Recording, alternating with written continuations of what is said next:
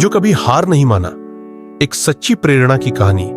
गांव का नाम था बसेड़ी और वहीं एक गरीब परिवार में जन्मा था अंकित मिश्रा। घर की हालत इतनी खराब थी कि बरसात के दिनों में छत से पानी टपकता और गर्मियों में झोपड़ी भट्टी बन जाती। मां गांव में बर्तन धोती थी और पिता खेतों में दिहाड़ी करते थे। दिन भर की मजदूरी के बाद भी कई रातें ऐसी गुजरती जब घर में खाने को केवल एक रोटी और नमक होता। लेकिन उस बच्चे की आंखों में एक अलग ही चमक थी। सपना था अफसर बनना और कुछ कर दिखाना। उसके पास न तो ढंग की चप्पल थी, न कपड़े, न किताबें, लेकिन मन में जुनून था कुछ ऐसा करने का जिससे उसका गांव, उसका परिवार और उसका नाम एक मिसाल बन जाए। बचपन से संघर्ष की शुरुआत अंकित की पढ़ाई की शुरुआत गांव के एक सरकारी स्कूल से हुई। स्कूल की इमारत जर्जर, शिक्षक कम, किताबें फटी हुई, लेकिन पढ़ने की लगन गहरी थी। गांव के बाकी बच्चे स्कूल को वक्त बिताने की जगह मानते थे, पर अंकित पढ़ाई को इबादत की तरह करता था। हर सुबह वो बिना चप्पल के धूल भरी सड़क पर 6 किलोमीटर चलकर स्कूल जाता। बारिश हो या धूप, वो कभी नहीं रुकता।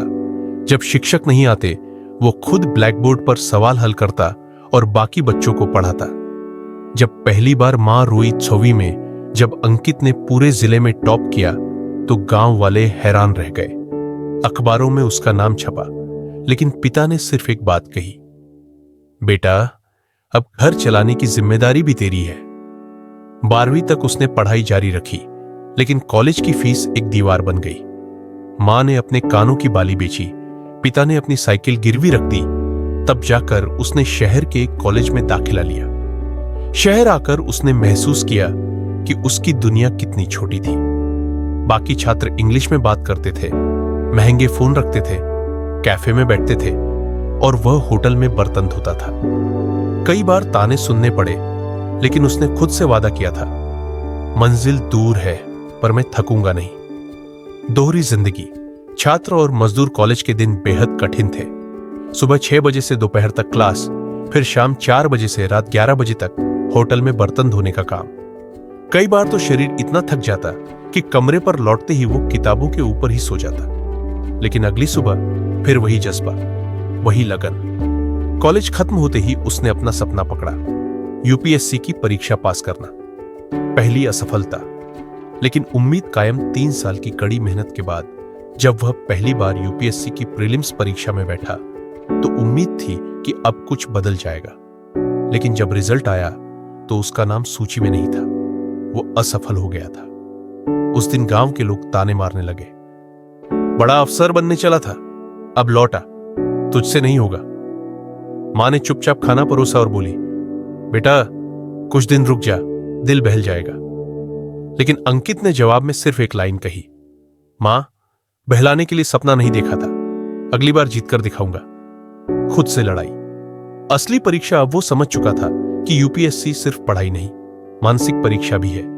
उसने खुद की गलतियों को समझा, कमजोर विषयों पर ध्यान दिया और टाइम टेबल बदला। सोशल मीडिया, मनोरंजन, सब कुछ बंद कर दिया। उसकी दुनिया सिर्फ 4 चीजों में सिमट गई थी, किताबें, चाय, नोट्स और उम्मीद। इस बार जब रिजल्ट आया, वो प्रीलिम्स और मेंस दोनों पास कर चुका था। अब बारी थी इंटरव्यू की, जो कि दिल्ली में था।